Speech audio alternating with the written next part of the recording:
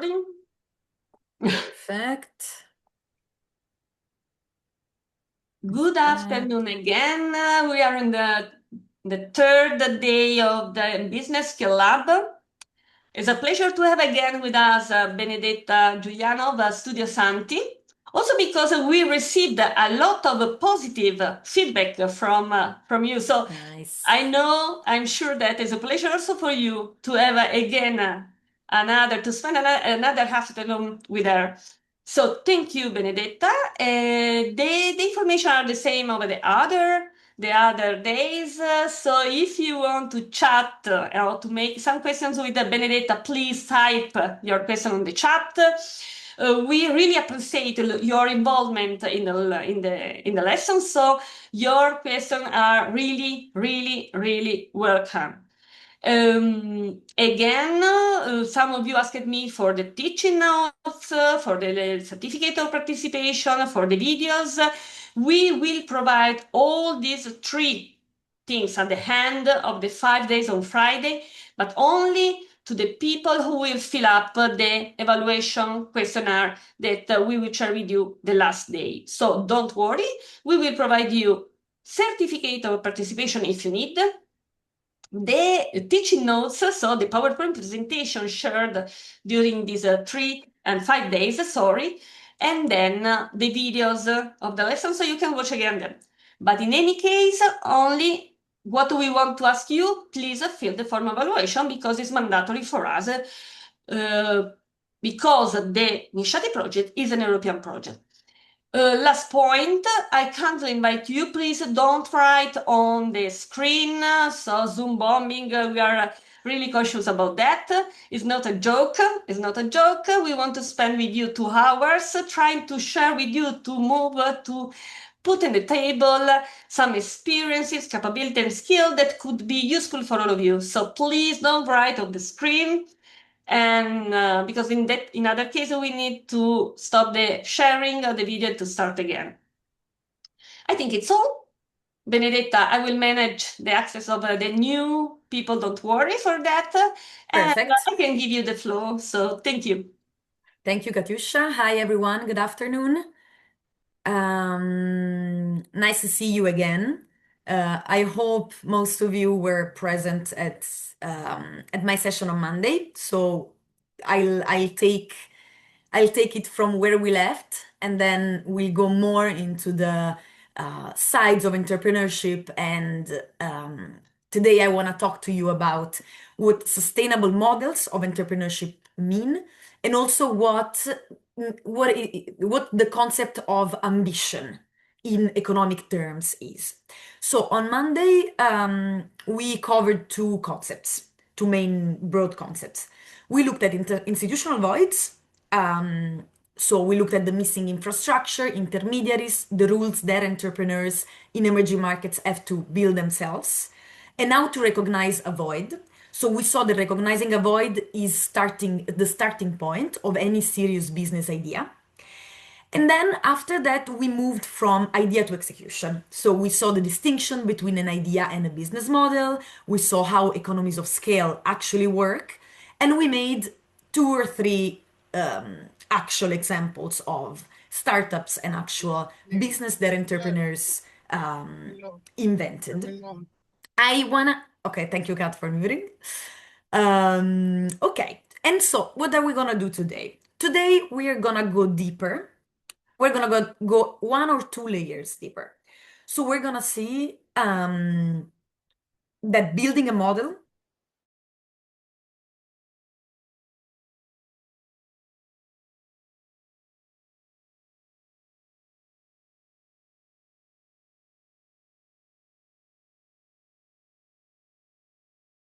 is fundamental. You remember we said if we build a business that serves 200 people, is it really a business? No, we need to go dream bigger and to make it bigger. So today, we're gonna see that this is not enough. So we're gonna add a few more things that are gonna be useful for you when you will start your own business. And the question now is if and how the scaling that we have in mind can last. So today I want to start with a question. So we start immediately interacting. Look at this slide. And as last time, just point your phone at the QR code or join Slido and reply. Let's see what you come up with. My question is, and this is a very like what we call sometimes like the one of the uncomfortable questions. If your goal is to bring electricity to rural households, let me admit, to rural households in Uganda, in Tanzania, in Rwanda, wherever you are, we know that a rural household, more or less average, in East Africa earns between $2 and $3 US dollars per day. So you want to bring electricity there, electricity services. Should they pay for it if this is their income? These are the four answers that I wrote down.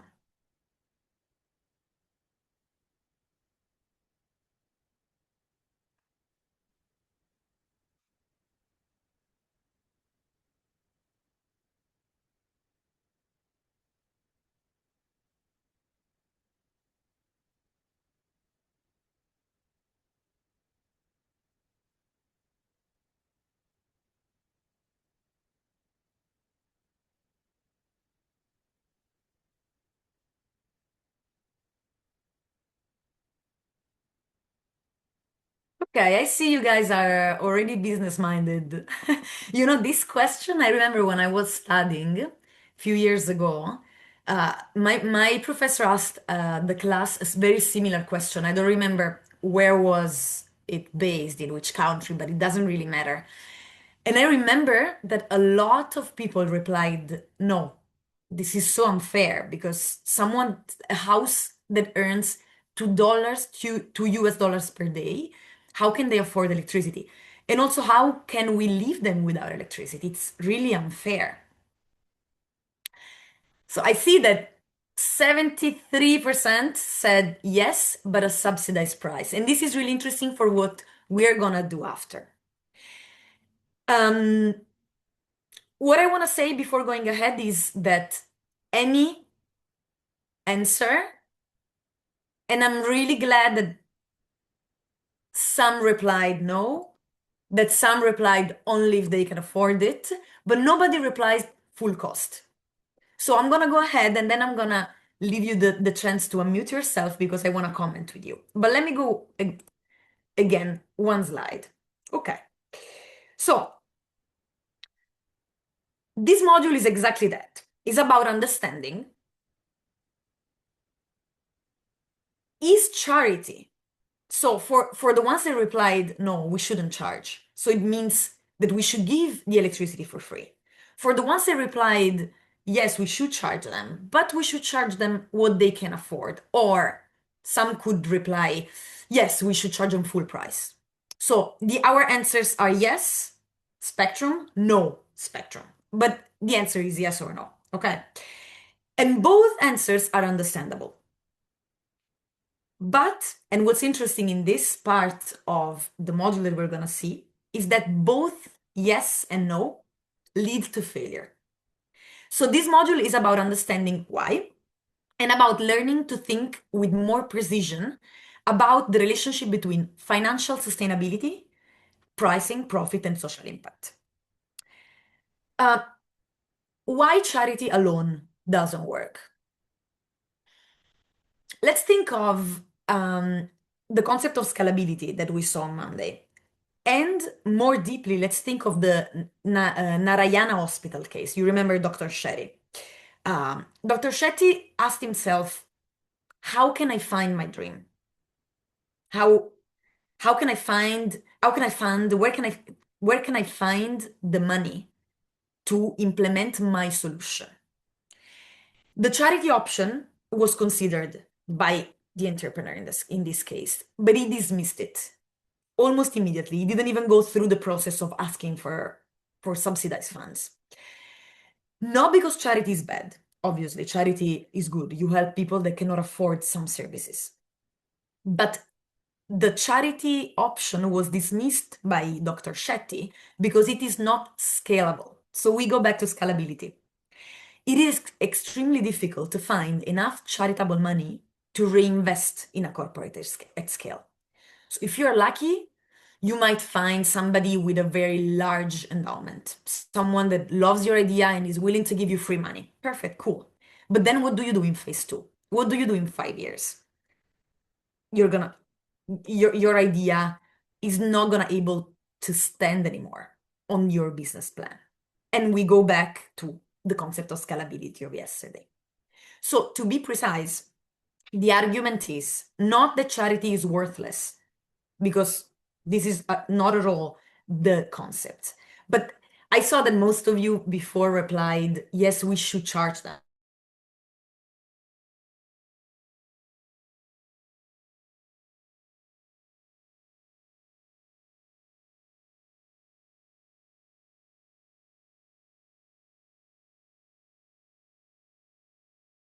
The solution was to bring in institutional investors, JP Morgan, AIG, to fund the expansion of his idea while maintaining its social mission and the different pricing model. And this is why he succeeded.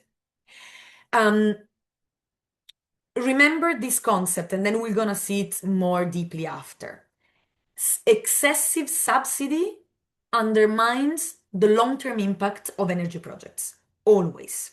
So if you replied before, yes, we should charge them, but less, that's a perfect answer.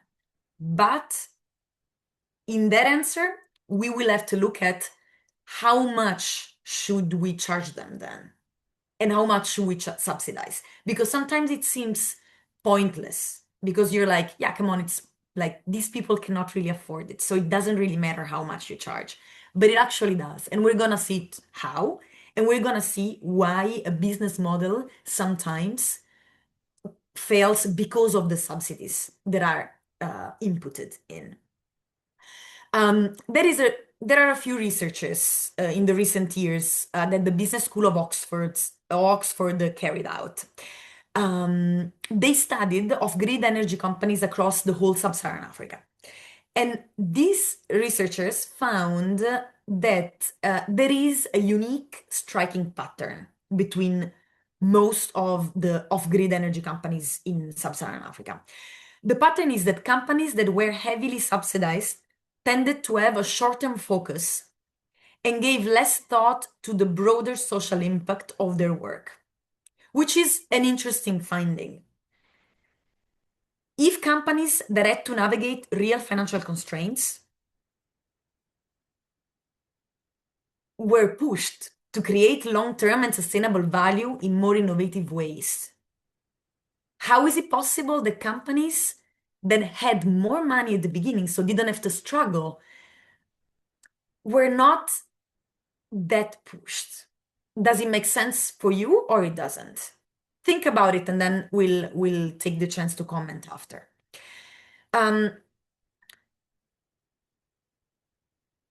One business owner that they interviewed, I remember looking and reading some of these review of these researchers, and I remember reading like that one or a few business owners said that they didn't think that subsidies make sense in their own companies. So they were talking about their own money. They were saying that market-driven business models are 100% needed. And being young entrepreneurs, subsidies didn't make any sense because they were not scalable. They said that for them, it was just about becoming more creative in terms of business models when they were lacking money.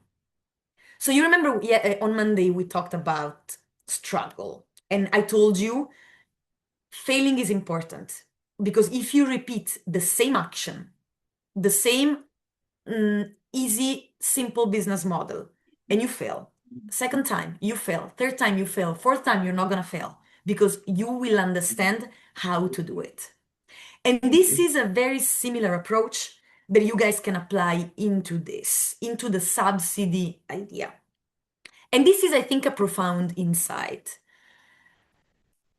Now, another question, just to brainstorm together and to give some food for thought. So, you have a mini grid business that serves a village of 500 households. 3 months after, 80 families stop paying you. Some cannot pay you because they're broke, that the past 3 months they didn't have any income. Others could pay you, but they're seeing that a lot of people are not paying you, so they're like, why would I pay them? What do you do as the business owner of this mini grid? You disconnect all of them because your business has to survive. So you don't pay me, I disconnect you. Or you keep them connected because you believe that energy is essential, and if they didn't earn much, they're gonna pay you when they're gonna earn. You're the business owner, what do you do?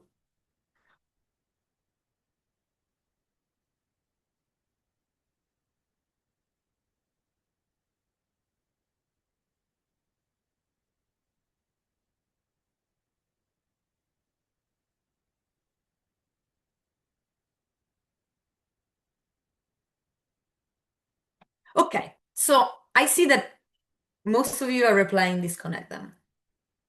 Does some of you, okay, some keep them connected. Some of you, one person of you that replied disconnect them wants to unmute themselves and tell me in a very brief sentence, why would you disconnect them immediately? What would happen to your business otherwise?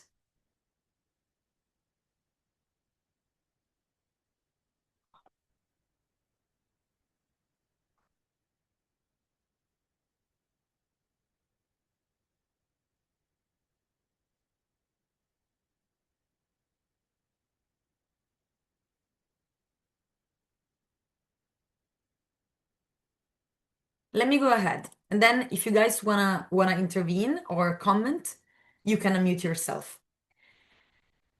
We're seeing now the flip side of what we were saying before. So before we said charity alone cannot work. Now we're seeing pure profit cannot work. So what works? Before you also answering the questions, conclude that the answer is simply go commercial and charge. Disconnect who doesn't pay because we need the money. We're business owners, which was the right answer as business owners. But let me give you the other side. The same researchers that I was telling you about in the London School of Economics, Oxford, sorry, School of Economics, researched on willingness to pay for electricity, specifically in rural Kenya and Rwanda. And these researchers tell us something very important, that households are willing to dedicate a significant share of their budget to electricity, but not enough to cover cost-reflective prices at current technology and financing cost. So there was a study in rural Kenya that found out that take-up rates for grid connections were only high when the connection fee was zero. When households were asked to pay even half the actual connection cost, uptake dropped close to zero. Another study in Rwanda found out that households were willing to pay substantial amounts for off-grid solar. But this amount was still less than what it costs still now to provide the service without some form of subsidy or financial engineering. So what do these researchers and studies mean and bring us to think? That a purely commercial model at current prices and current income levels is not able to reach the households that need energy the most. So we're stuck because if we don't charge them, we're gonna lose. Our business is gonna collapse. But if we charge them based on a simple business model of return on investment, we're gonna lose again. Because even if they pay, the researchers that prove and are based on the most businesses in that area, say that you're not going to reach it. You're not going to reach your return on investment. So what do? We have a dilemma. And the dilemma is pure charity or pure commercial. Pure charity is not scalable. Dependency. There's no pressure on innovators. Pure commercial leaves poor income payer out. Prices are too high for lowest income customers. Like, this dilemma seems it can be solved. The question, however, is not to choose either or. The question is how to design a model that is financially sustainable and accessible to the people who need the most. And this is what I want you to focus on the length of this last day of workshop together.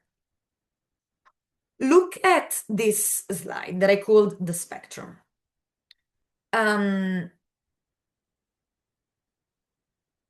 Imagine a proper, you see like this line, a proper spectrum of colors and that goes from left to right.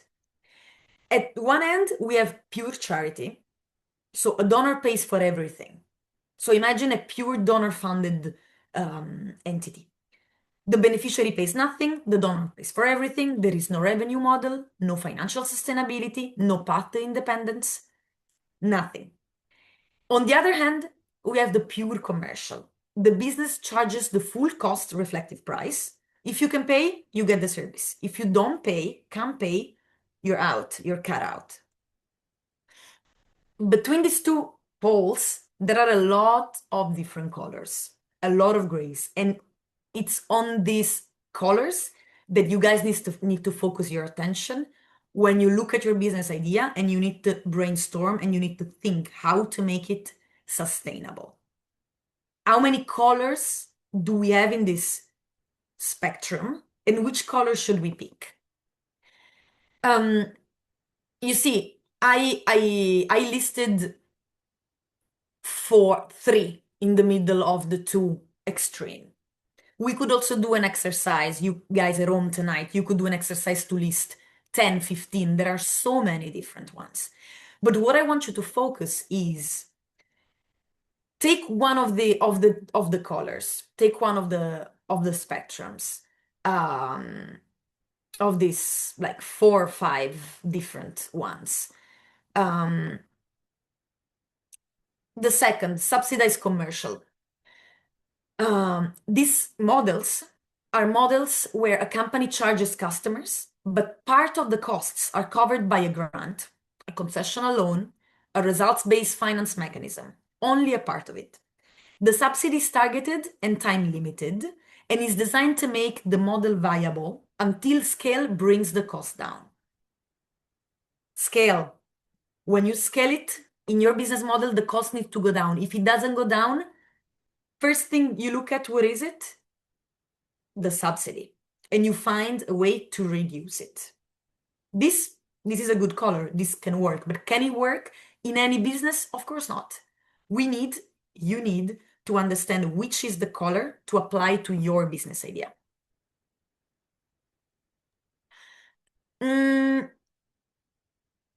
We are seeing here, in this slide that I called 3 pricing problems, the heart of the issue that we are tackling. So pricing is where the charity versus the sustainability debate becomes concrete. And now I walk you through the key concepts and show you how they play out in practice. Let's keep the focus on energy access, on what we are most familiar with. When you are designing a pricing strategy for an energy product or a service in East Africa in energy, you face 3 problems at the same time that are interconnected. And these are the problem. Problem 1, affordability versus cost recovery. Your customers have limited income all the time. It happens all the time. There is no business that has customers that don't have limited income in the energy sector in East Africa. Your costs are real, and the gap between what customers can pay and what it costs to serve them is the challenge, and challenges the energy access finance. Problem number two, upfront cost versus willingness to pay. What we said before, research consistently shows that customers in East Africa are willing to pay and are willing to pay huge amounts if you compare these amounts to their income. Still, not enough to merge or to overcome the upfront cost. Upfront cost remains a major barrier because they can pay. And we were seeing also yesterday with, you remember the PayGo examples of companies we talked about yesterday, sorry, on Monday. A lot of businesses in East Africa worked well because they managed to get their business model on its feet by charging small incomes, not by charging customers a full huge upfront cost. This is our problem number two. Problem number three, price signals and behaviors. And this is, for me, a really interesting take that I think you guys already caught because of the answers that you were giving me in the questions before. When something is free, people often undervalue it. Think about any example. And we're not talking of basic goods. We're not talking about emergency when there is a flood and you give free households to people. This is not what I'm talking about. I'm talking about pure business. If I go out on the streets wherever I live, not necessarily in East Africa, wherever I am now, and I start giving for free a product, this product immediately starts losing its value because people start not appreciating the product anymore. And this is not an abstract economic argument. It is well documented in energy access programs, in researches, but also I'm sure in your daily life. Projects that gave away solar lanterns for free found the maintenance was neglected. A lot of pieces were dismantled and sold on the black market. It happens in any market, not only in East Africa, in any market. If something is very cheap or free, you don't really value it anymore. When people pay even a small amount, they behave as customers. And don't think that this is only psychologically, because psychology in economy has a lot of importance. When people believe as customers, not beneficiaries, they demand quality. And when they demand quality, the seller pays attention to the product. And this can only benefit the market. Let me go ahead. Okay. The same example that we were talking about on Monday, Narayana pricing model. So remember the story, Dr. Shetty built a hospital with a specific goal to perform world-class open heart surgery for patients that couldn't afford it. This was in India. You remember that on Monday I told you that what was really cool, smart, and elegant in an economic, elegant way was the pricing approach of Dr. Shetty, because it is one of the most fair in terms of humanity and also one of the most business model efficient. When a patient arrived to Dr. Shetty's hospital, they were asked one question: how much can you pay? And there was no time for bureaucracy checking, running real checks on these people. Dr. Shetty needed to test his idea. So he started having more and more patients that wanted them, his equipe, his employees, to perform an open heart surgery. They were asking them how much you can pay, and they were replying. And they were believing them only based on their immediate reply. Some of them replied full price. I can cover cost of my surgery, plus I can also donate a margin that funds your idea because I love it. I think it can help a lot of people and I want to contribute. Some said, I can pay, but I can pay a break-even price. So I can cover only the costs of my own surgery, but I cannot cover the margin. Others said, I can pay, but I cannot really pay this amount. This is how much I can pay. Others said, I'm sorry, I have no income, I have no money. I can pay zero. All of them were treated. And what did Shetty find out? That between 60 and 65 of his patients paid break even or above. And the surplus managed to fund all the rest. Don't think that this lasted a couple of years and Dr. Shetty was making money. It took a bit. But he saw that not a lot of people were lying. And I remember when I heard this story the first time, my first reaction was, come on, like for sure, everybody to this question replied, oh, I'm sorry, I'm poor, but if you can do this surgery to my heart for free, why would I pay? But it wasn't the case. It wasn't the case. And Dr. Shetty was asked about it. So in one of the interviews, he was asked, didn't you care about people that were lying, or were people not lying?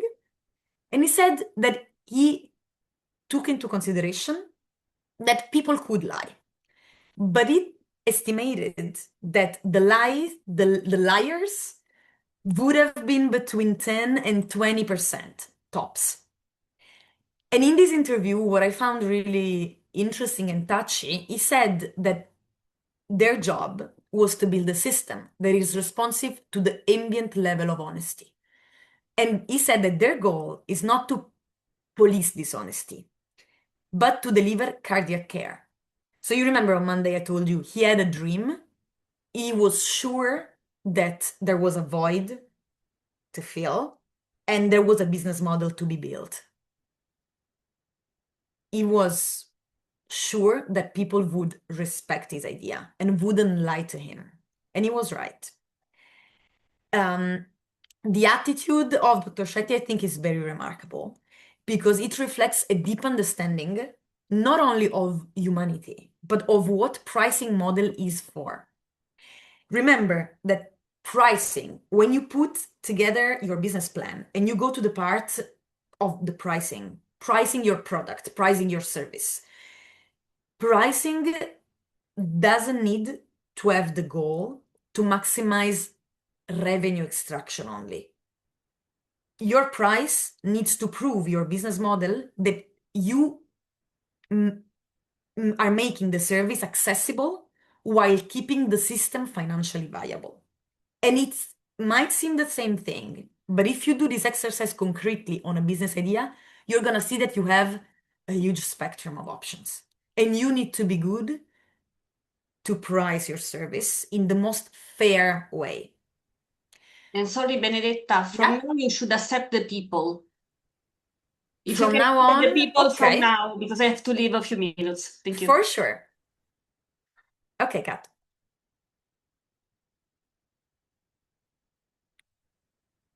Now, let me give you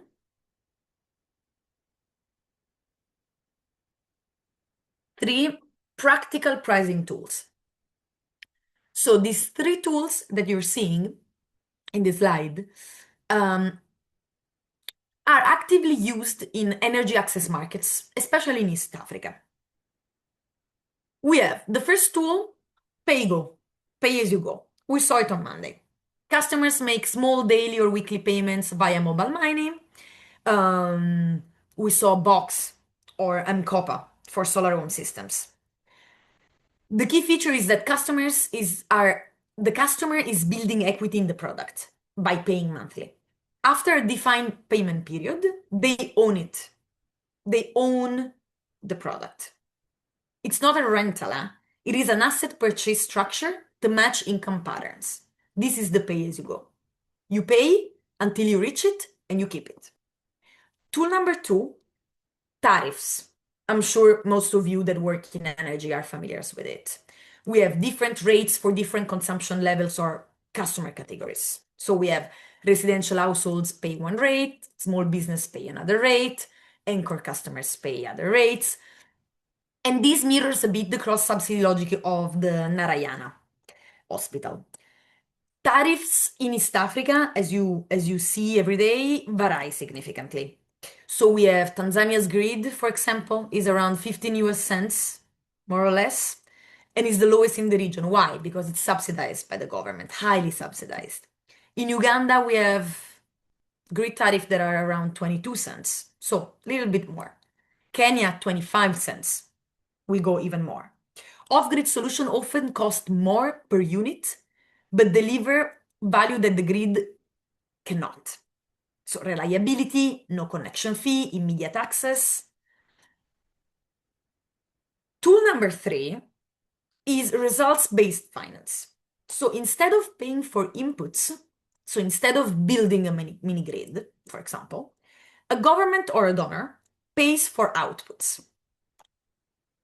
I don't know if you have ever seen a result-based finance model, but think about a lot of international development organizations like World Bank, Development Finance Institution, NGOs. This is the model that they generally use.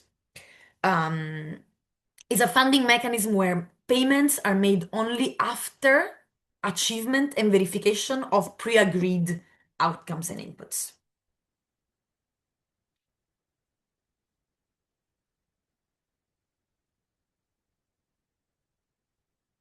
Let me admit some other people.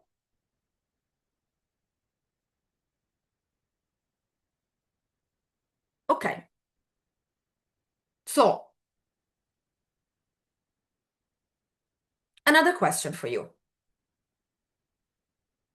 Think about a product or a service in your community that is currently provided by for free by an NGO or government program.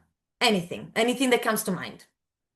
What would change if customers were asked to pay for that service or product, even a small amount?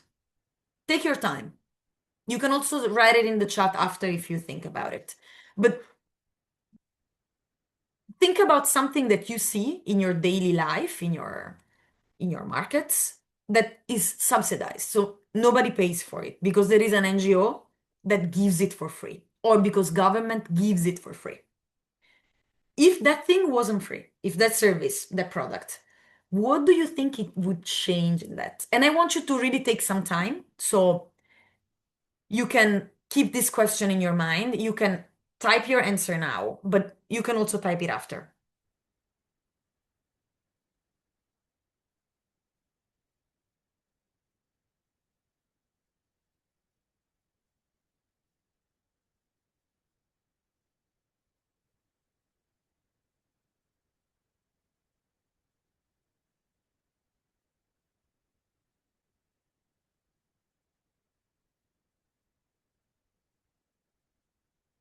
Good medicine.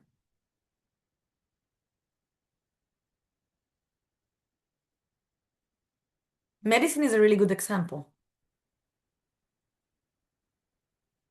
And it's also the same what we were saying in the first question, right? Like everybody should have access to medicine. And it's really unfair that a lot of people don't have money to pay for medicines. But if you were a pharmaceutical company, would you give medicine for free? You wouldn't make any money. If you were a government or an NGO, would you subsidize fully medicine? What would happen if all the medicines in rural Uganda or Rwanda were free? Or vice versa? What would happen? For worse? before condom in Uganda. Okay, the condom one, I agree. For worse, for sure. For worse, for sure.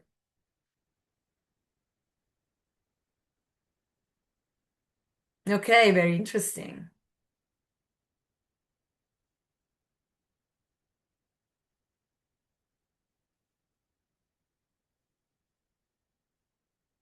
Okay. Do you want to mute yourself just to briefly talk about the medicine? Because I'm really curious and I want to give you a practical example of what I saw in Europe changing country. But I want to know what you guys think about the medicine because I see medicine mentioned a few times.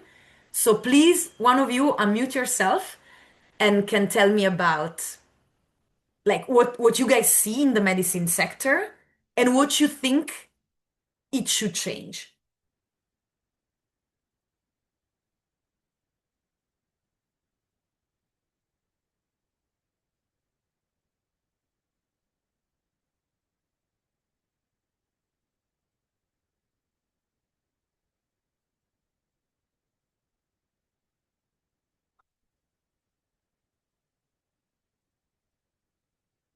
Okay, I see a comment. Medicine, paying a small amount could improve responsibility and availability of medicine. But some vulnerable people may not get help because of lack of money. Very true.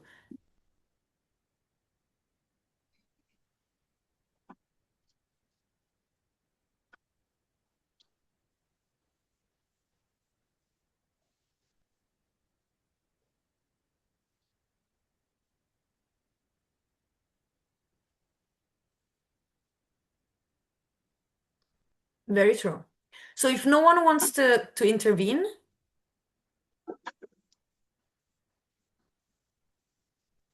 no comments.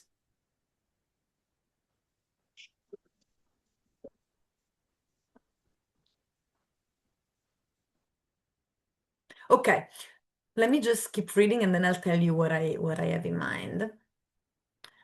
Uh, okay.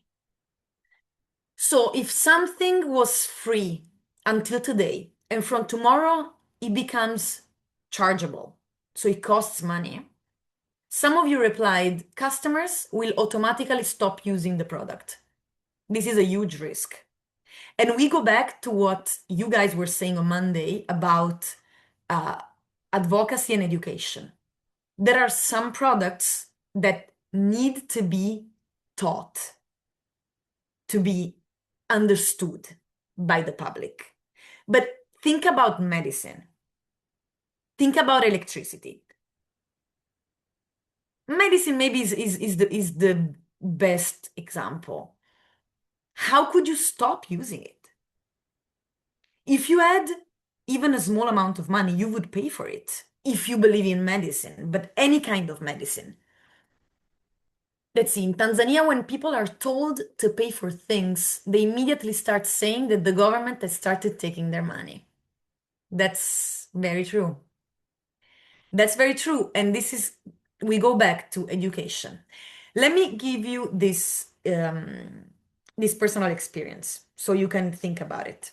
So I come from Italy, and in Italy, healthcare is free. So it means that taxes are very high, but anyone can access to any hospital and gets free treatment. You don't have to pay. While there are countries like Switzerland, that is very close to Italy, or the United States, where you need to have a health insurance, a private health insurance, to access to any cure. So you cannot show up to a hospital and get a treatment. You need to pay a fixed amount every year to a private company to get treated, private health insurance. So when I started traveling abroad and I saw the differences, I was shocked because I come from a country that treats you and cures you without taking any money. Then I moved to Northern Europe, to the Netherlands. And I saw something that made me think a lot, which is the healthcare system in the Netherlands work asking you for a health insurance. So even if it's public, it claims to be public, you need to pay a health insurance. Fine. It's not a huge amount of money and the government helps you. So any people makes it. But since everything is subsidized by the government, because the health insurance that you pay is very, very small, so the rest is subsidized by the government, even the medicines. To access to those medicines, you have to really prove it. You cannot show up to a pharmacy and buy a drug. You need to have a few papers, and sometimes it requires you a long time because the government needs to be sure that the money that they're spending are for real causes. And the people in the Netherlands accept it and are really okay with that. For me, for example, the idea that treating my kids when they are sick is linked to waiting for months until I get the papers from my insurance to get the medicines, I'd rather pay from my pocket. So I would pay. And I think that this is, at least in my case, in my personal experience, this was a really interesting way to look at the difference of countries in Europe. So in a place that you might think, in a continent, you might think, okay, everything works the same. Not really. And also made me think a lot of, okay, I'm a consumer, so I'm complaining here, but what would I do if I was the government? Is the Italy government right in putting all the taxpayers' money into healthcare and giving everything for free? Or is the Netherlands government better in doing it because they are half subsidizing it? And also they are making it very hard for people to get medicines. This is a dilemma. I don't know. I don't know what you guys think, but I don't know what to reply. I'm torn. I'm reading a bit of your answers. We have seen in many incidences where people resort to traditional or herbal remedies for treatment when they cannot afford medical costs. That is really true. And we see it in Europe as well. We see exactly the same trend. So as entrepreneurs, if we wanted to create an enterprise, a business in the medicine sector, what are the voids? What are the missing infrastructure? What are the prices? What is the pricing structure? This could be a, a challenging, interesting exercise for you to do. And this brings us to this next slide, where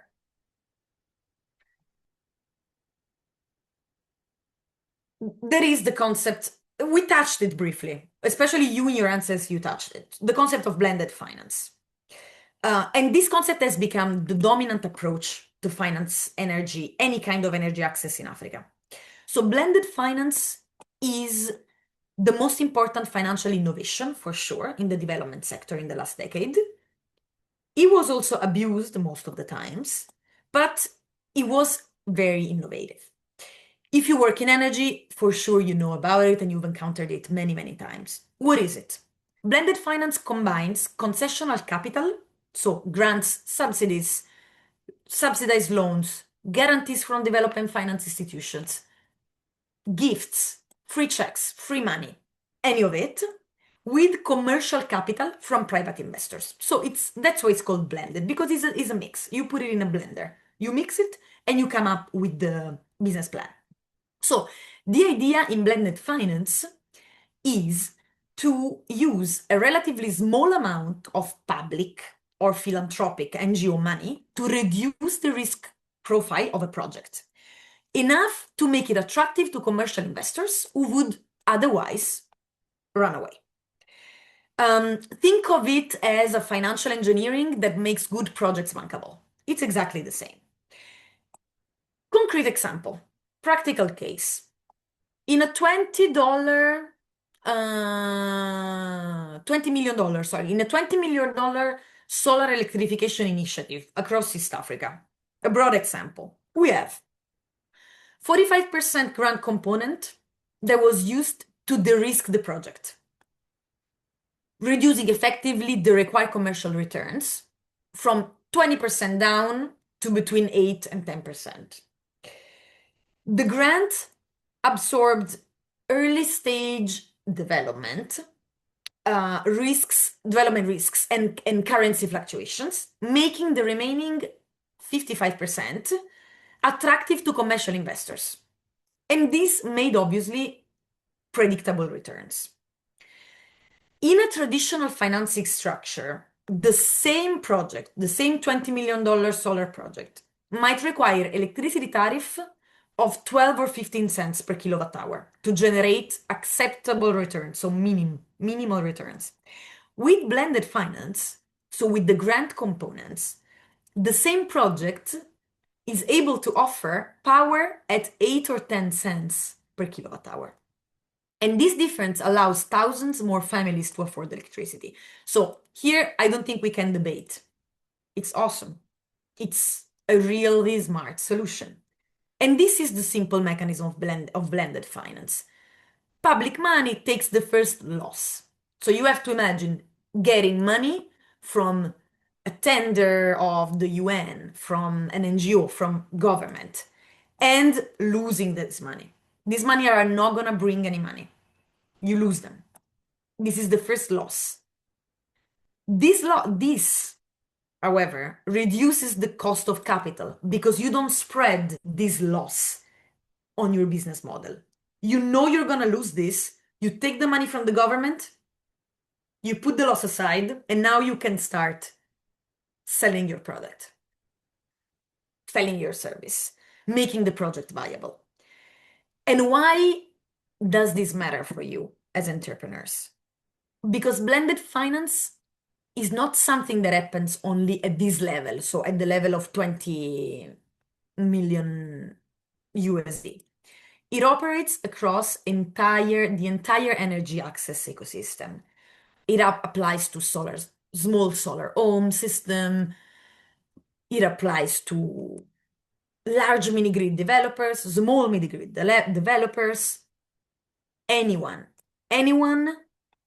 will have a benefit in their business plan if they manage to create a blended finance model. Only the private sector, remember this, as the mean to combine innovative technology and accessible financing mechanism. Because the private sector needs to scale their solutions. And in our case, us as entrepreneurs, we need to scale our energy solutions in the emerging markets we work in. But we know that due to constraints imposed by the need to make a profit, because we said it, we need to make money, otherwise it's not a business. While operating in low-income countries and with low-income customers, us in the private sector, being the private sector, cannot solve this issue alone.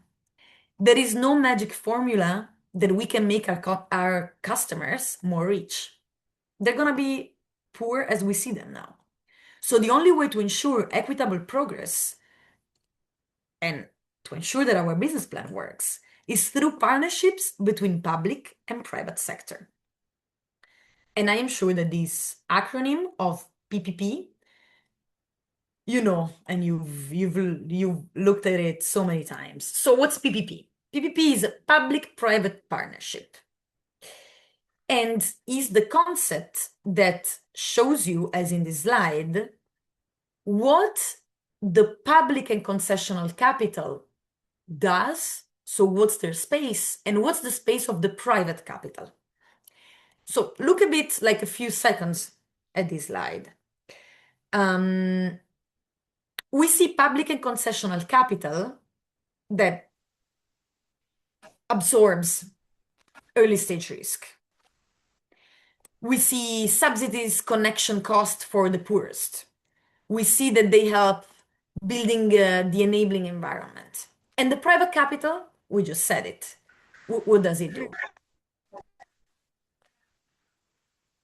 Sorry, guys, let me mute you. Remember to mute yourself, please. I just hear a bit of noise. But even looking at this tool, even if it seems a very easy concept, blended finance, be careful because it is not the cure for an unviable business model. Your business model need to work anyway.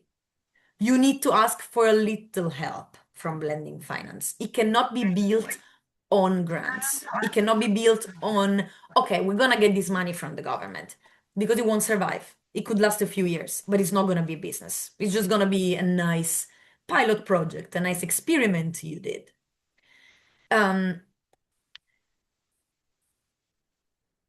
So what is the pathway to commercial viability?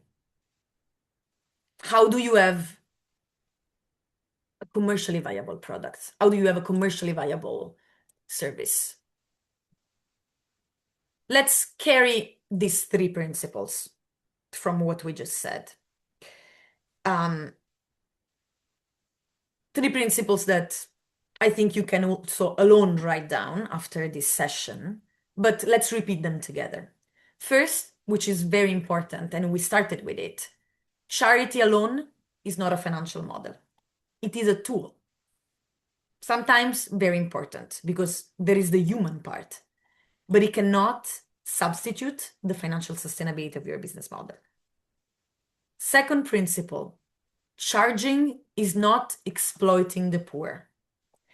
Remember that your pricing structure in your business model is what is the fundamental base of where your business is going to stand.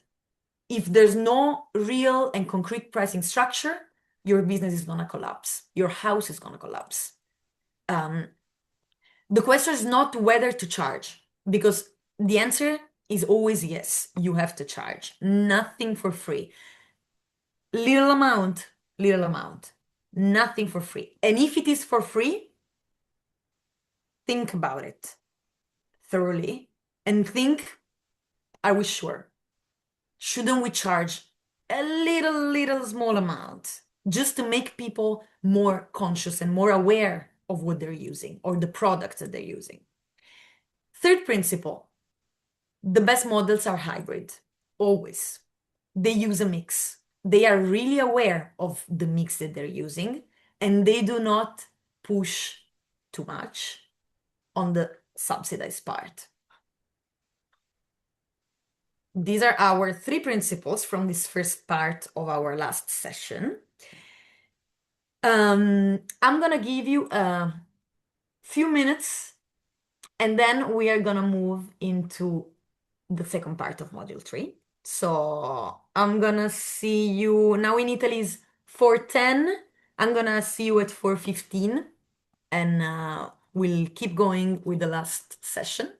But please write in the chat any thoughts. I'm really enjoying reading your comments and it gives me also a lot of things to think about when I explain these concepts. So I'll see you in a little bit.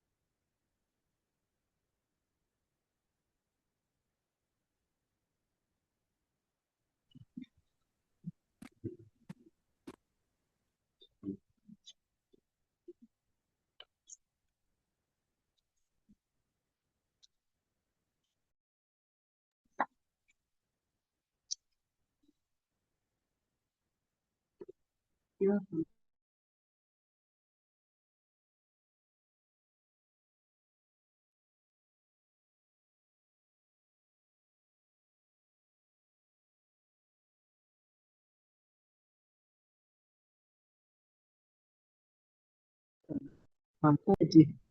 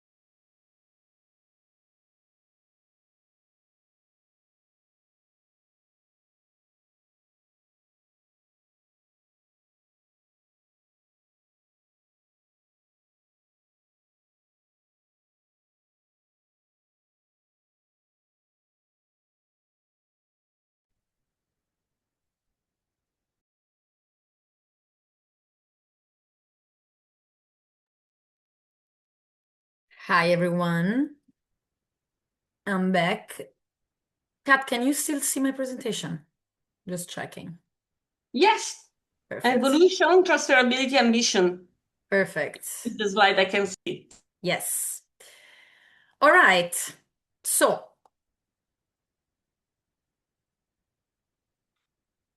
let me move the cursor.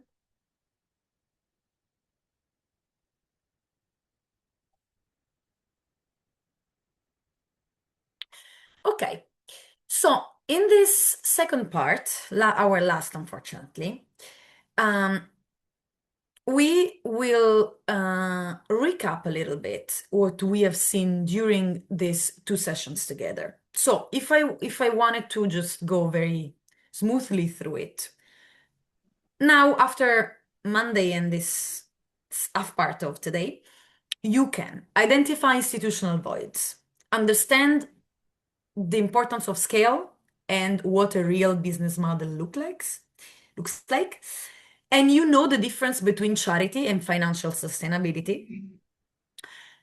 Now we are gonna zoom out a little bit these concepts, because what we need to understand is that a business model is not a finished product.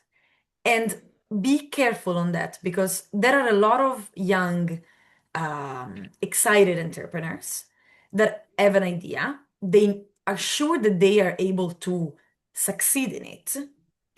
And what they learn too late is that a business model always evolves. It cannot stay the same as the day zero because as your idea might change and probably will change, everything around it changes. So the business model is not a finished product. Imagine it as a living system that evolves, that changes, and you have to change with it. There is also something else that I want you to take out from this session. And I already told you this yesterday. You see this slide. So I'm zooming out. I'm zooming out on two very important concepts. The business model that is not a finished product, and also what we said yesterday in our last slides, that a model that works in one place rarely transplants unchanged to another place. If you do it, likely it's not going to work.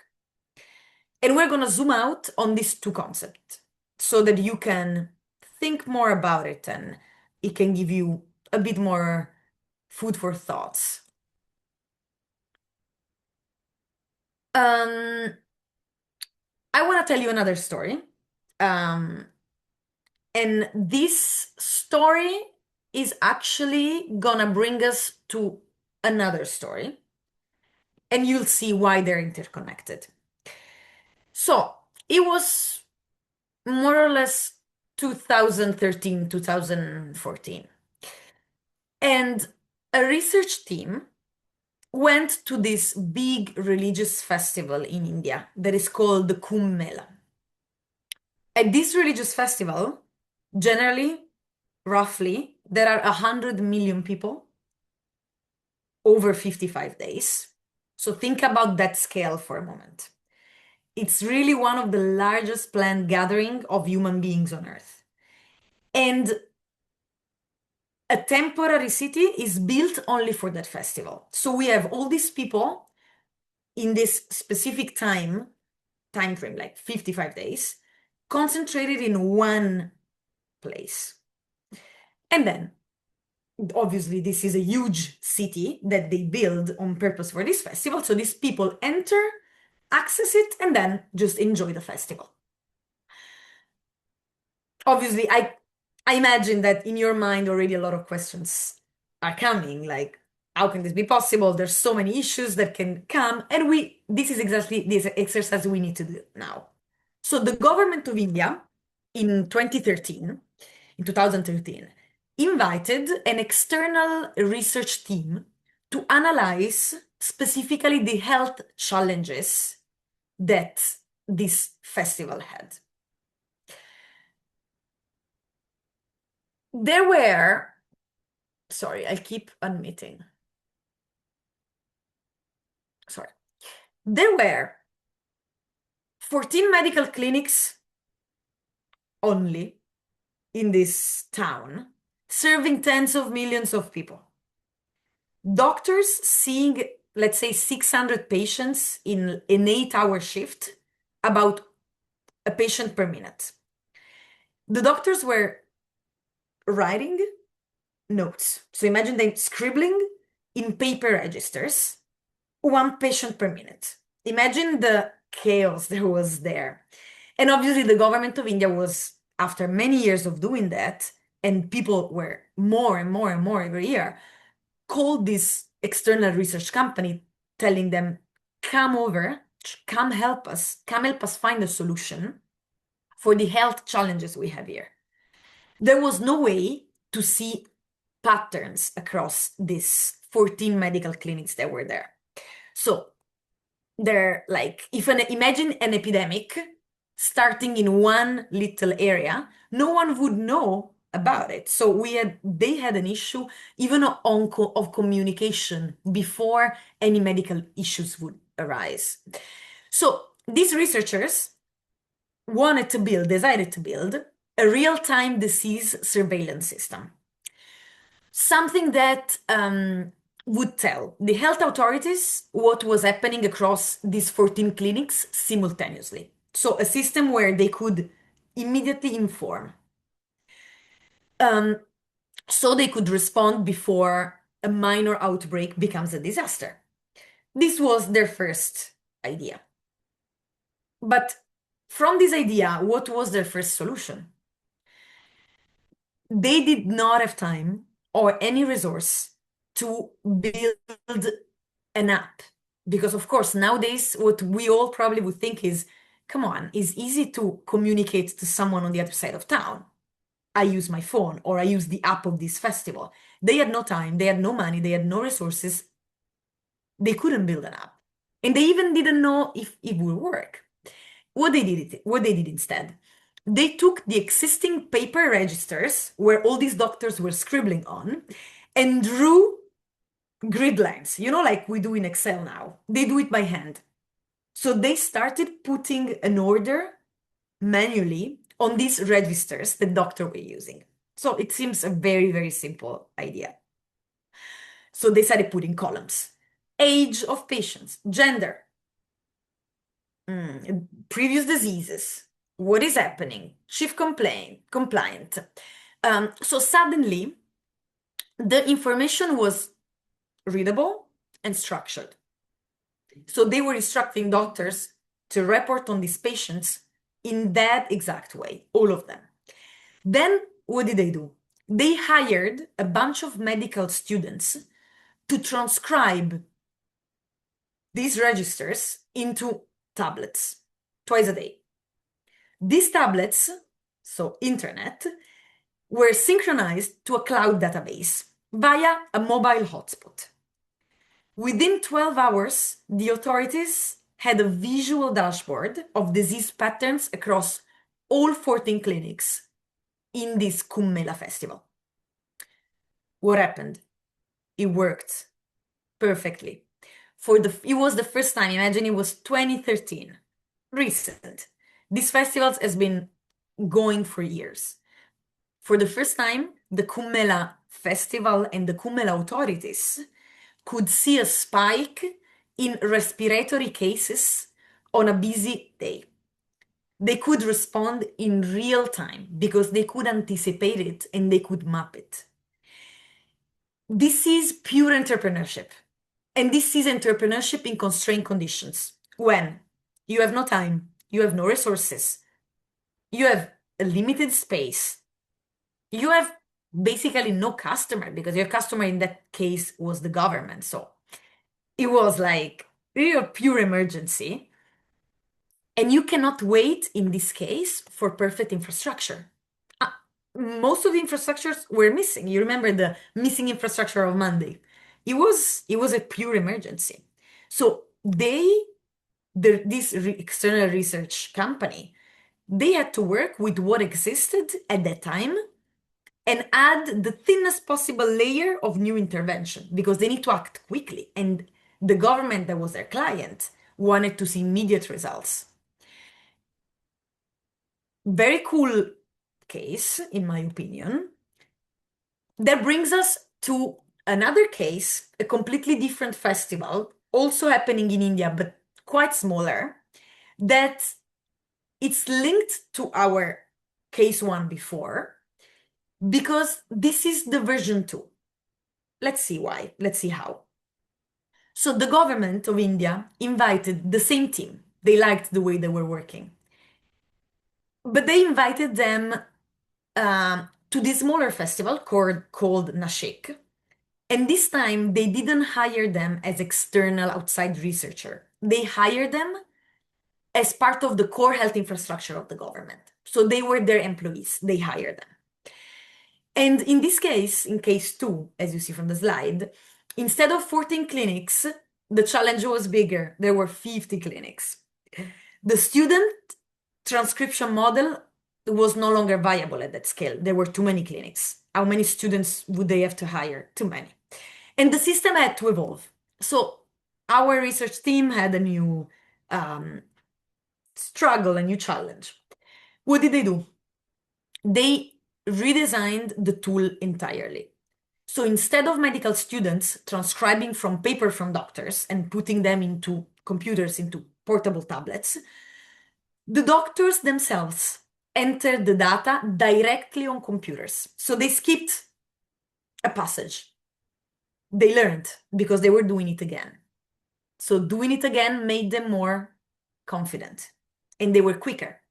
So this required a completely different user interface. One intuitive enough to learn in under 1 hour on the first day of the festival. There were no training session for doctors, no manuals, no one really checking if these tablets were working, if doctors were able to do it.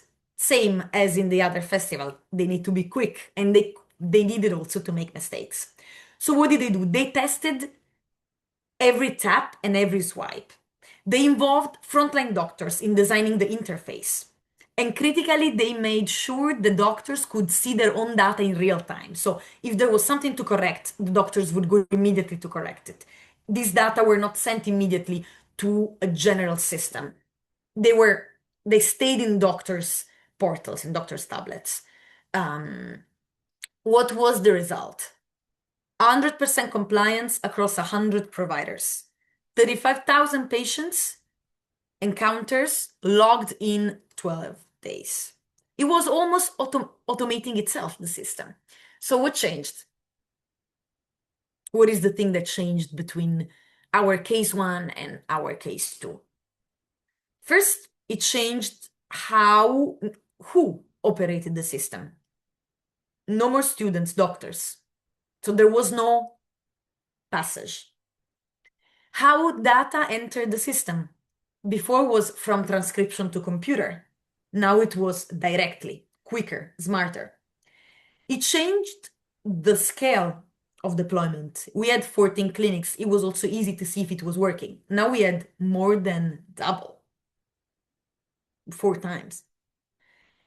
And also it changed the relationship to the client from the research team. They were integrated. They were not paid by the government to do only that, to do a peripheral research. They were part of the team. They felt it more personal. They had to perform. It was not like an adventure or, like, okay, this client is paying me for this assignment. Let's see. It was their project. They had to succeed. And this is also, again, a little bit of psychology, a huge link to the economics. Sorry, I need to go back.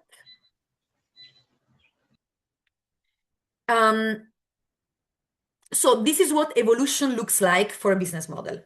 The core value stayed constant. Everything else was redesigned based on what the first version taught them, based on the mistakes that they made. So the key question is, and we see it at the bottom of the slide, what will version 2 look like and what must version 1 teach you? And this is, now we know the story, so we know the answer. But every time you have a business idea and you write it down, immediately think of the version 2 of this idea. And this is the concept of the beginning of this second part of the module.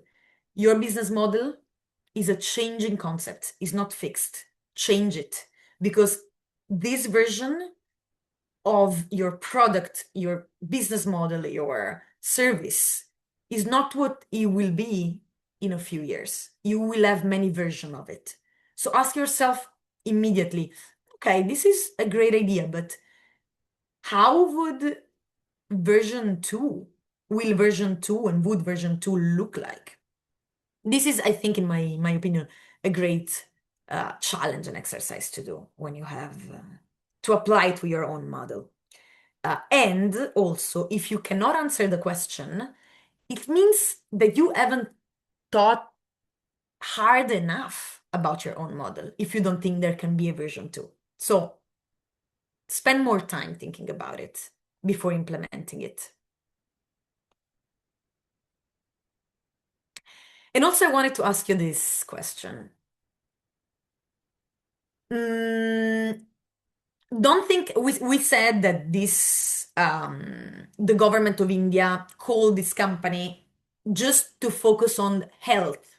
So take health aside. It has nothing to do with health. Think of these festivals where a lot of people are gathered in one place. They have an entrance, they have an exit, but then there is a town of hundred thousands of people. What do you think is the biggest disaster that can happen, that happens when we have 100 million people in one festival? No health related, something else.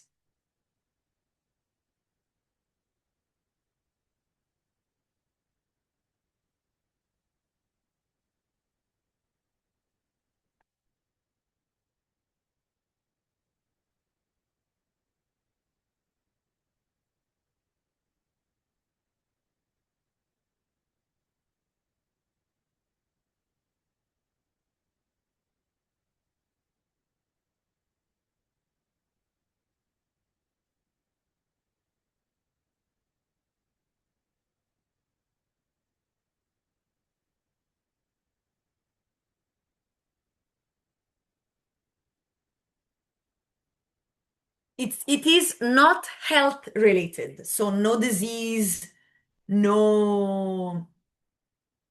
Okay, pollution,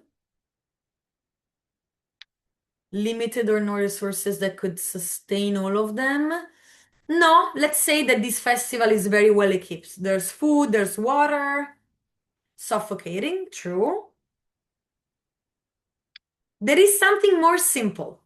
More simple. Imagine going to an event where there are an insane amount of people and you go with your family. What what is a fear? Let's imagine you go with your kids. What's your fear? What can happen?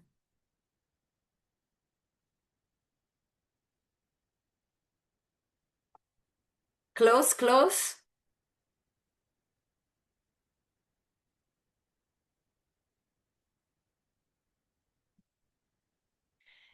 Congestion, infrastructure collapse for sure, but even more simple, more simple. Just, yes. I don't know who said it, but exactly that. Losing people. Yes. That's the right answer. And now let's go into it. Missing people. Exactly. Exactly. You got it, guys. Okay. Okay. Let's go. Let's go into this. And we go through another story that I also enjoy, which is a super simple need, the super simple void. But until then, nobody really solved it. Same festival, Kummela, the one of before. One of the biggest disasters at gathering 100 million people in Kummela is people getting lost. Imagine elderly pilgrims, super young kids, in crowds of millions, with no landmarks, no phone, no internet, no shared language, because in India, there are a lot of languages that people speak. They don't share only one. This is a proper issue because this festival also lasts many days. What is the solution? Yellow balloon. Someone came up with a very smart intuition that was to build giant helium balloons floating above specific designated points that they were called the lost and found around the festival grounds. So everyone on the ground was able to look at the sky, and they could see where these giant balloons, yellow balloons, were. And if they were lost, if they got lost, their only mission was to reach the point under the balloon. Really very, very easy. These people made a business out of it. And this business was find the yellow balloon. It worked. It worked very, very well. Most lost people were reunited with their families within 48 hours, 28 hours, which, according to the scale of the festival, is not really a lot. Because imagine, like, maybe the balloon is very far from you, from your families, but 48 hours was a really incredible goal that they reached. Then a well-meaning entrepreneur came along in 2000, so same time of the example we were saying before. And this entrepreneur noticed that at that time, compared to the previous festivals, most of the attendees had phones, could afford a phone. So he said, okay, I think the solution is building an app.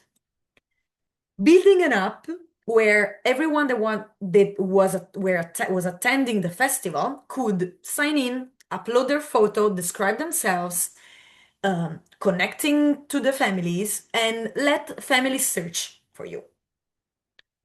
For this entrepreneur, it seems smart, modern, logical, and he also managed to gather a bunch of funds because there were people backing them up. What happened compared to the yellow balloon? Failed. This business idea failed.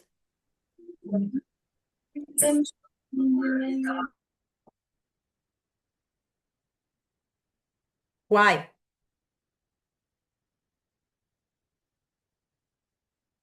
Why do you think it failed? You can write it in the chat, you can think about it, you don't have to unmute yourself. But why? It seemed so smart. Why do we still need to rely on these yellow balloons? We have a phone. The people who most needed to be found, who most needed the balloon, were unfamiliar with smartphones. It was 2013. Maybe now it's a bit different. We don't know because we don't know the landscape there. Elderly, poor, super young kids. They don't have a phone. They're not familiar with apps. For them, a phone was for calling someone whose number you already knew. They didn't know how to sign in an app and then look for your family, and then it was too complicated. Nobody was downloading it. Nobody used it in the festival. So, what is our honest reflection that we can make? If any of us had been sitting somewhere in a design lab with this entrepreneur, we would have built the same app. Most of us, I'm pretty sure, would have been like, this is smart. Yeah, of course we need to build an app. But numbers prove us that we all would have been wrong. So what is the lesson here? The lesson is not that technology doesn't work. Of course, technology works, and probably apps will substitute us in a lot of things. But the lesson here is that the existence of technology is not sufficient, is not enough. The social and cultural conditions that allow us to succeed in our business, that allow our ideas to break even and start making money, are very strictly connected to it. So if we need to build a business plan, technology is important, but the same amount of importance we need to put it on social and cultural conditions, because these conditions will allow us to perform, will allow our business model to really prove that we have a return on our investment.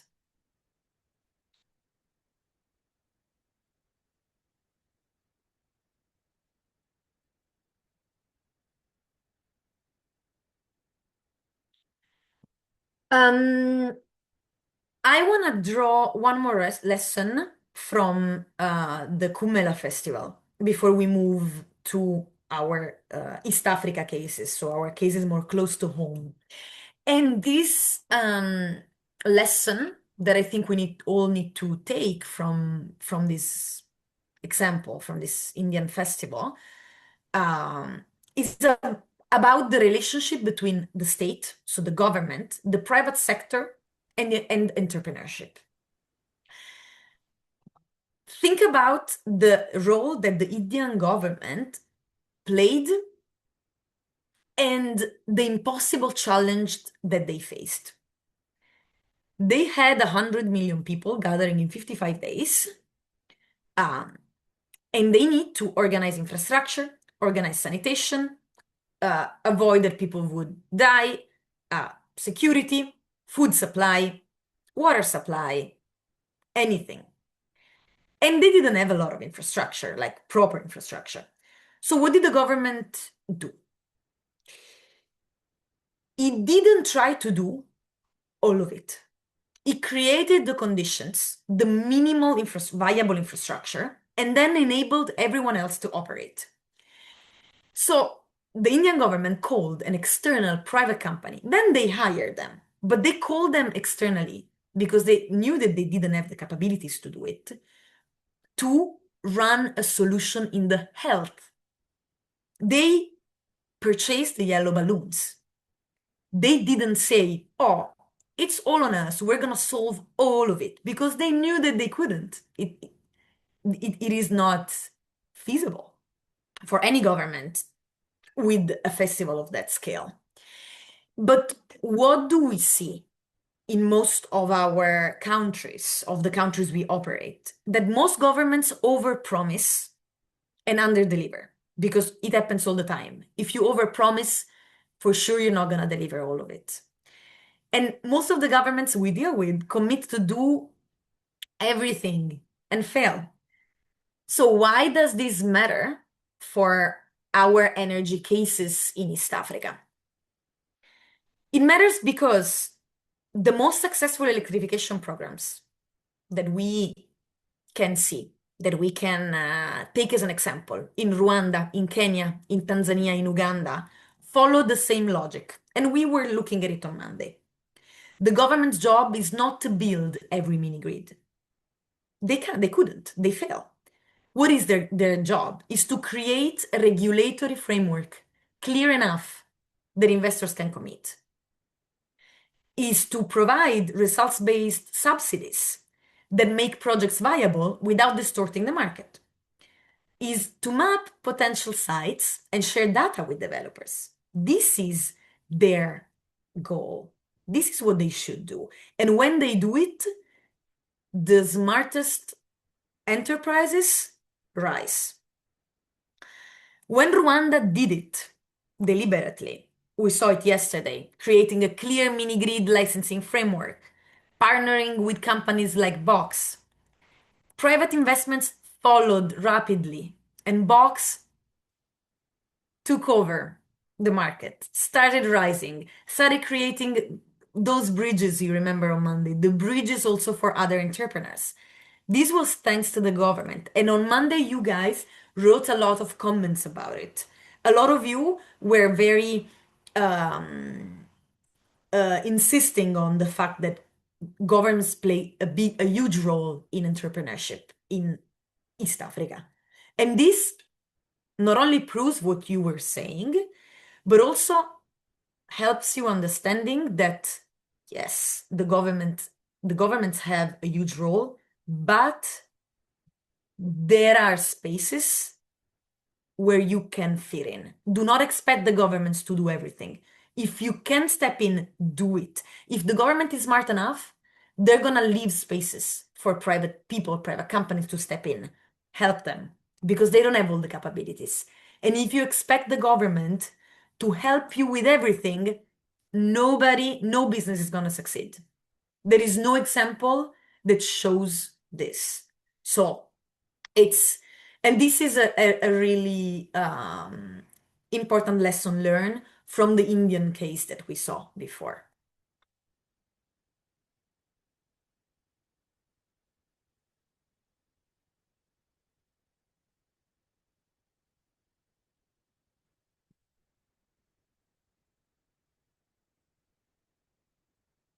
Okay. I told you that this second part of this module would be on zooming out concepts that we talked about in module number 1 on Monday. And this is the second zoom out, the transferability. On Monday, we ended our session with a question. When you look at your own idea, which elements of this idea are universal and which elements are context specific?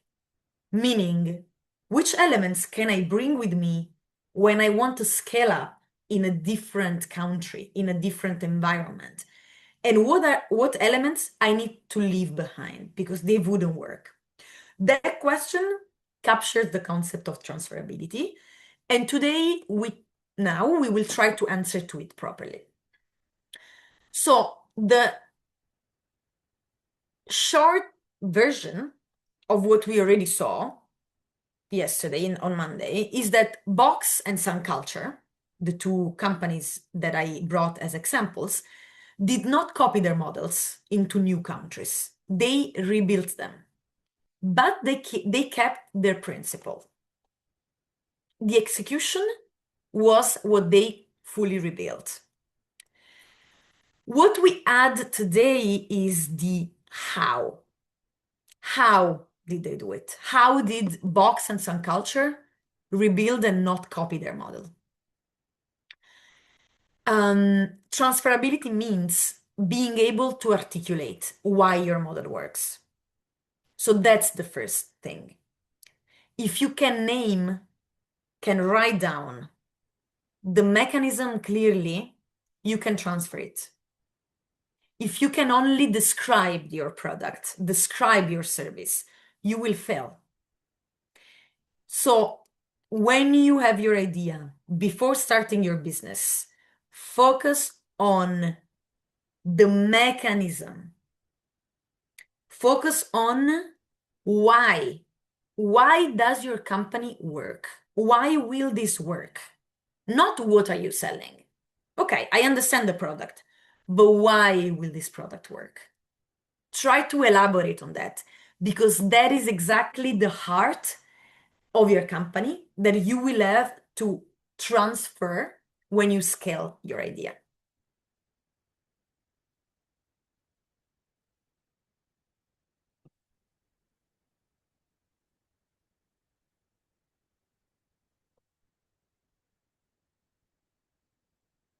We go back.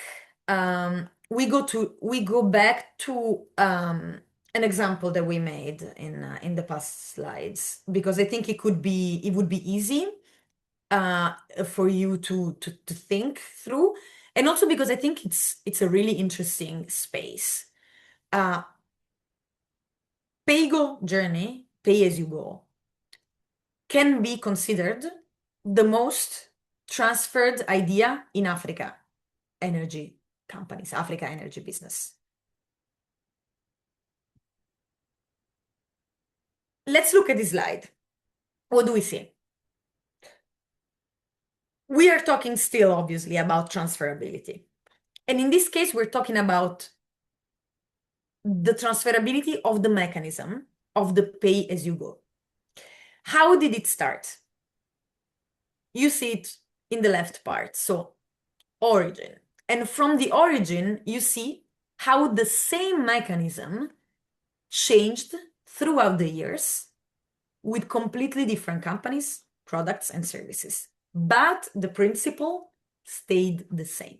So that's exactly what I want to capture, how I want to capture the transferability concept. Look at this. So origin of the pay-go journey. Mobile telecoms. In the late 90s, what do we see?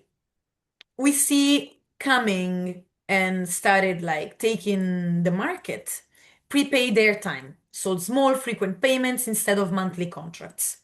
This was a proper financial innovation, not a technical innovation, because phone and networks were already there, were not built for this purpose, weren't changed. but the payment structure was new. How did it transfer into 2010? Different environment, off-grid solar. Box and Copa, we mentioned it yesterday. These companies applied the same logic, so transferred the same principle to solar home system. The new ingredient was a GSM chip that disables the unit on non-payment. So enforcement without courts or credit bureaus. You don't pay, I'm gonna cut you out. You're not into the system anymore. Same principle transferred to another time, another scenario, 2015, 2020.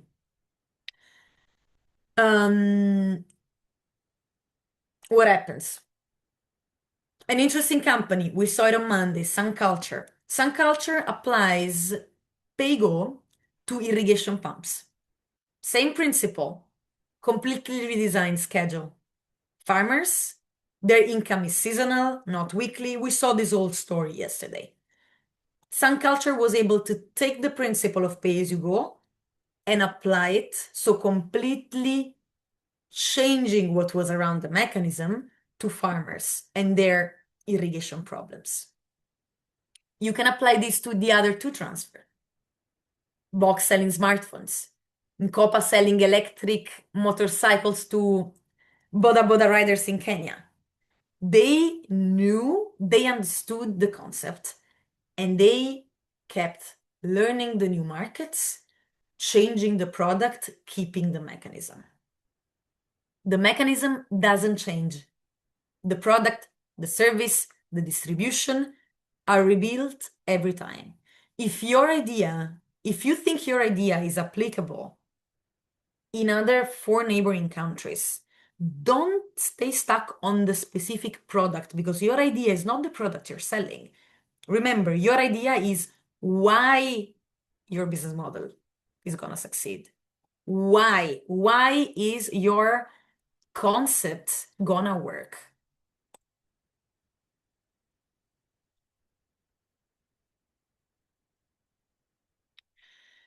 What does this teach us about transfer? And before going to this question, last question that I want to ask you, we just learned an important lesson. Copying the mechanism is the key to rebuild the application.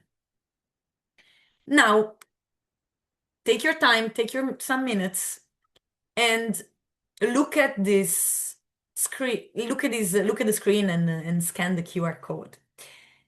So, a little story, little example.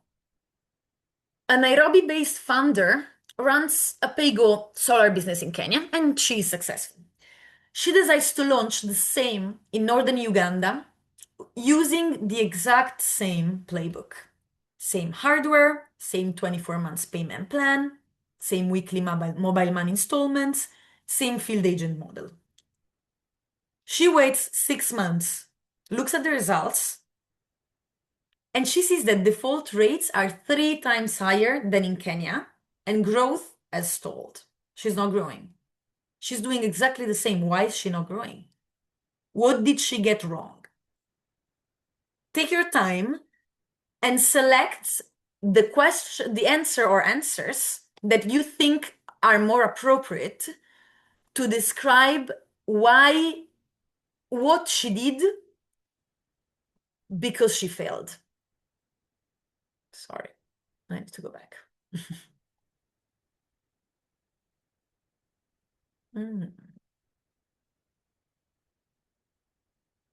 So,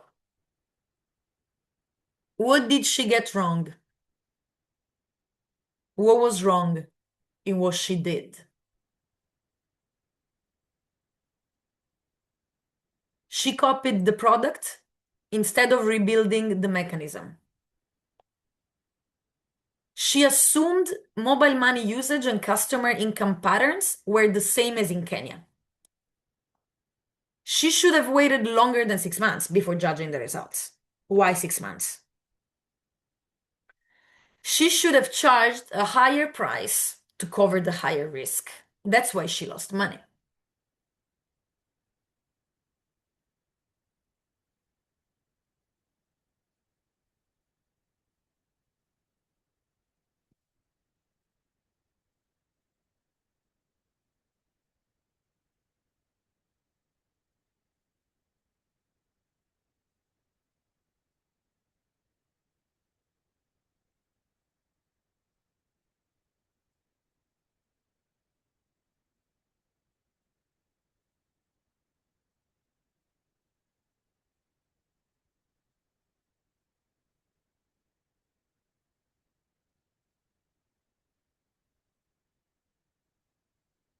Feel also free to unmute yourself if you want to add something or if you want to explain to me why you answered that way.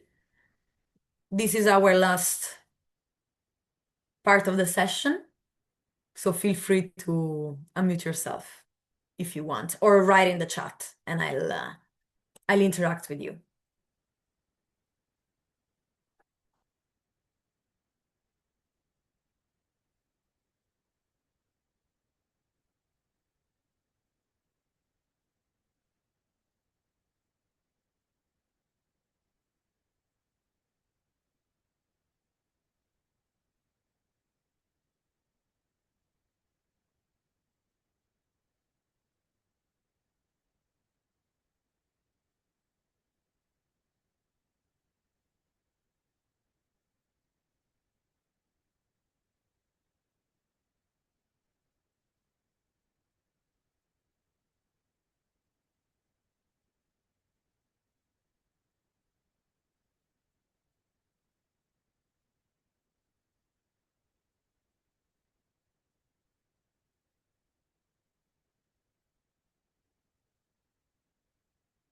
So let me comment on your answers. Most of you answered the first. Also in the chat, I'm seeing that a lot of people are saying A. Um, you're saying that she made a mistake because she copied the product instead of rebuilding the mechanism. Perfect. That's a correct answer. She failed on the transferability. A lot of you also said that she assumed mobile money usage and customer income patterns were the same as in Kenya, and it was wrong. This is also true. This is the enabling condition point because mobile money penetration and income regularity differ across countries and markets. So you are both right to have replied the first two answers. The third is what we call a distractor. Because yes, but no, like patient is not the issue. Patience. If we have a full stallment, if we are completely stuck and we see that the business model is not going, is not moving forward, it's not a matter of waiting. We should act. Sometimes could be. But in this case, we know that she completely replicated the model. You guys that are in Uganda know that the market is different from Kenya. In some aspects, they can be a little bit similar, but it's different. And the last option, she should have charged a higher price, is a bit of a trap answer because yes, it sounds a bit business savvy, but it doubles down on the same mistake because it's treating it as a pricing problem instead of a transfer problem. We still need to fix the transfer, then we'll fix the pricing. Let's focus on the first two. First two answers really show what we learned in the past slides. So very well done. We are at the end of our session. I want to share with you these last slides, couple of slides.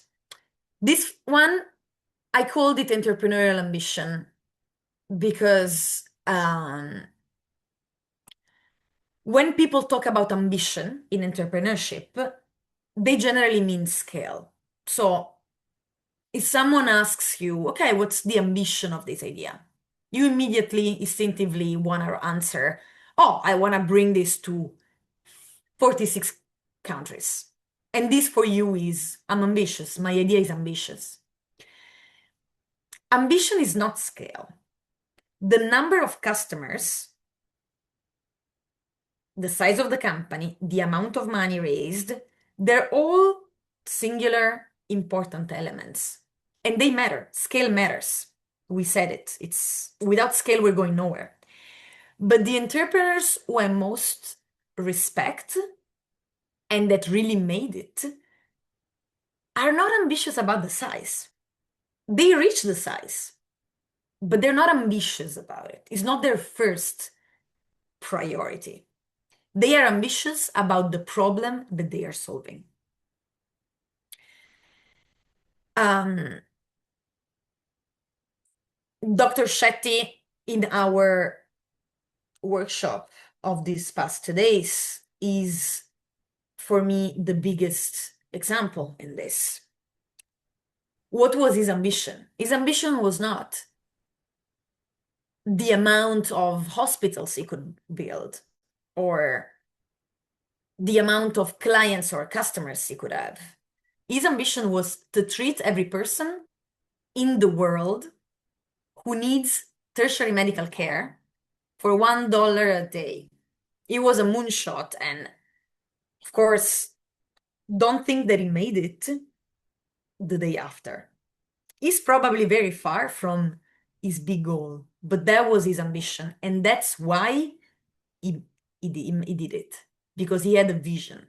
And even if he was failing over and over and over, and he was learning, but he was also failing, he kept his ambition. And the ambition is and scale are two completely different concepts.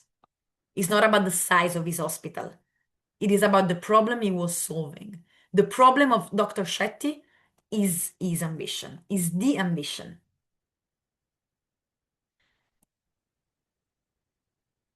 If you see these 3 points that I put in the slide, are, I think, 3 milestones that every successful entrepreneur managed to reach and understood.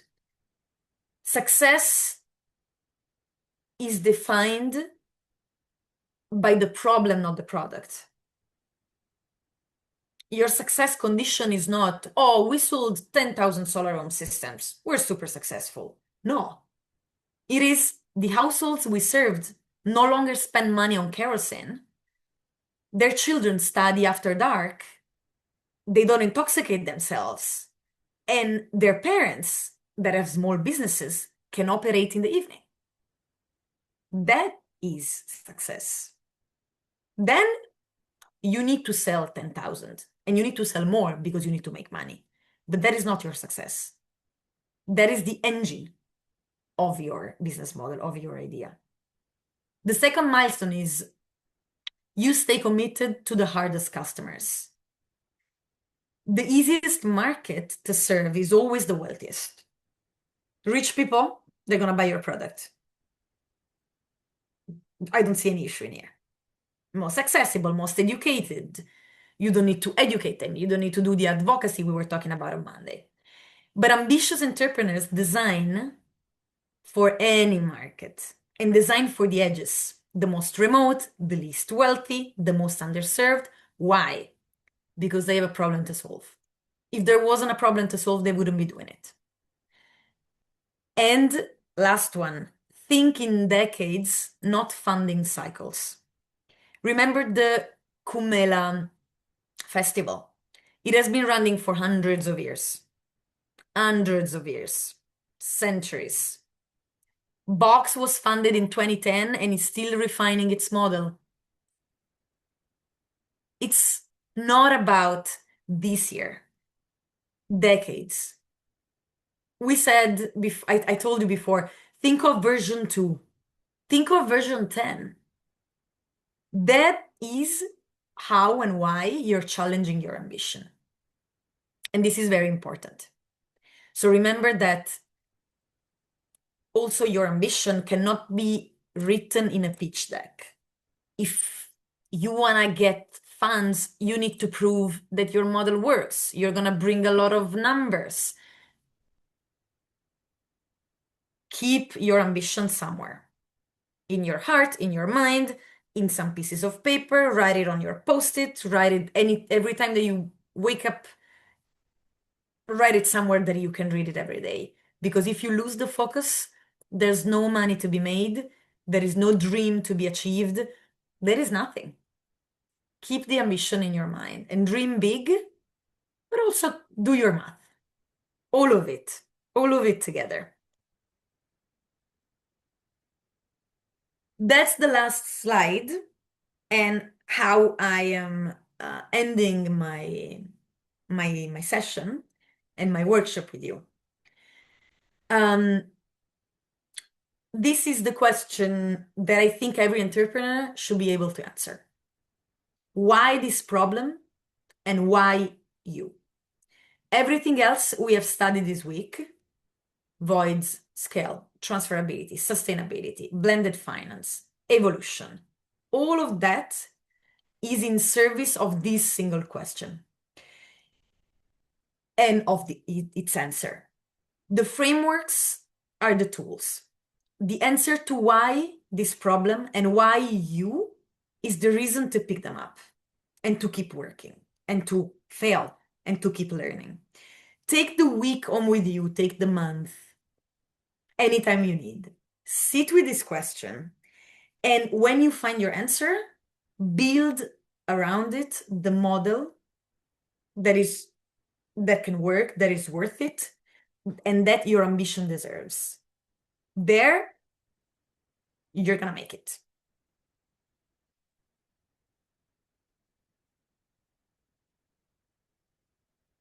Thank you so much, everyone.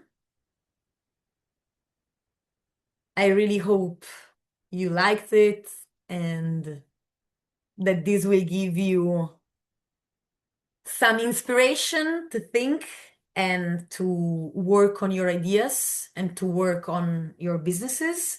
These are my contacts. This is my name. You can add me on LinkedIn.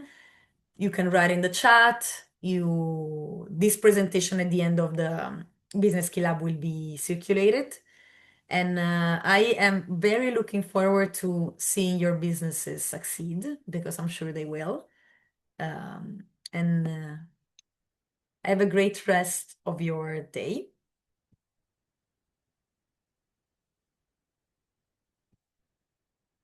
So thank you very much. Thank you very much, Benedetta, for your precious presentation. I want to take just a few seconds to invite you again tomorrow. And we will have again Flavio of Hyderabad for a presentation on the practical approach in his business, just to show you several examples how to make business in energy. And thank you, Benedetta. Thank you really a lot. I hope to have the opportunity to organize with you other training session in the framework of NISHATI project. And for the others, see you tomorrow in the afternoon, same link, same time, and hope to meet again. So many people connected. So thank you. Thank you a lot. Thank you, everyone.